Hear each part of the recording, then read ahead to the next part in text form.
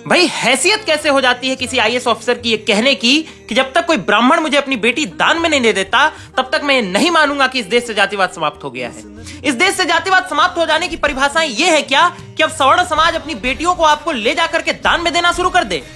ये कौन सी परिभाषा न जाने इस देश के संविधान ने गढ़ दी, न जाने इस देश की सरकारें इस पर मौन क्यों है। ये सवाल करने का भी अधिकार सवर्ण समाज को नहीं है, बावजूद इसके यूजीसी के नए नियम आते हैं और जन्म के आधार पर आपको ही दोषी घोषित कर देते हैं। किसी यूनिवर्सिटी में नारा लगाया जाता है ब्राह्मण भारत छोड़ो, कहीं नारा लगाया जाता है ब्राह्मण तेरी कब्र खुदेगी, और कहीं तो नारा लगाया जाता है कि आप चोर हैं, कहीं नारा लगाया जाता है भूरा बाल साफ करो। और सवर्ण समाज सुनता रहता है क्योंकि सरकारें उनकी बात नहीं सुनती, व्यवस्थाएं उनकी बात नहीं सुनती, और इतिहास के पन्नों को गौन कर दिया जाता है ये बताते हुए, या यूं कहूं ये छुपाते हुए कि मदन मोहन मालवीय ब्राह्मण थे।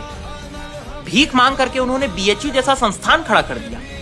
आज भी 70% बच्चे वहां रिजर्व कैटेगरी के पढ़ते हैं। कोई नहीं बताता कि इस देश के ओबीसी समाज को आरक्षण देने वाला व्यक्ति कोई ओबीसी या एससी एसटी समाज से नहीं था। इस देश के पूर्व प्रधानमंत्री वीपी सिंह जो रजवाड़ों के खानदान से आते हैं, उन्होंने आपको मुख्य धारा का हिस्सा बनाने में सबसे बड़ा योगदान दिया। बावजूद इसके उनका कोई सम्मान नहीं है। इस देश के संविधान के जनक कहे जाने वाले बाबा साहब अम्बेडकर ने संविधान सभा के पटल पे कहा था कि इस देश के संविधान को बनाने में जितना बड़ा योगदान मेरा है उससे कई गुना ज्यादा बड़ा योगदान बीएन राव का है, जो संविधान सभा के एडवाइजर थे। बावजूद इसके उनका नाम इतिहास के पन्नों से गौन कर दिया गया, इसलिए क्योंकि वो ब्राह्मण समाज से आते थे, सवर्ण समाज से आते थे। दरभंगा महाराज जो खुद भूमिहार ब्राह्मण समाज से आते थे, उनकी दी हुई दान की जमीनों पे आज कई यूनिवर्सिटियां बिहार में चल रही हैं। श्री कृष्ण बाबू बिहार के पहले मुख्यमंत्री जो भूमिहार समाज से आते थे, उन्होंने दलितों के लिए मंदिरों में प्रवेश शुरू किया था।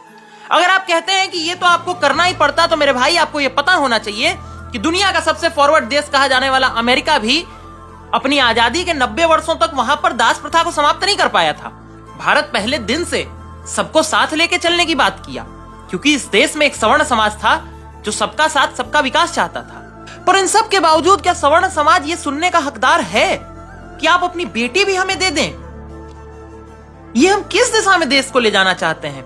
और उसके बाद अगर मैं आकर के कहूंगा तो आप कहेंगे कि आप जातिवाद करते हैं। मेरा सवाल यह है कि क्या किसी के माता पिता, उनके माता पिता के पूर्वज और उस जाति से संबंध रखने वाले व्यक्ति को इस बात का बुरा नहीं लगेगा कि मेरे समाज को कोई गाली देता है, खुले तौर पे मेरी बेटियों को गाली देने का काम करता है? इसके बावजूद क्या आप हमसे अपेक्षा रखते हैं कि हम चुपचाप से रह जाएं? शेयर करने की जरूरत है, मुहिम बनाने की जरूरत है, ऐसे आवाजों को बंद करने की जरूरत है, क्योंकि यह देश समानता के अधिकार के तहत चलना चाहिए। जय हिंद।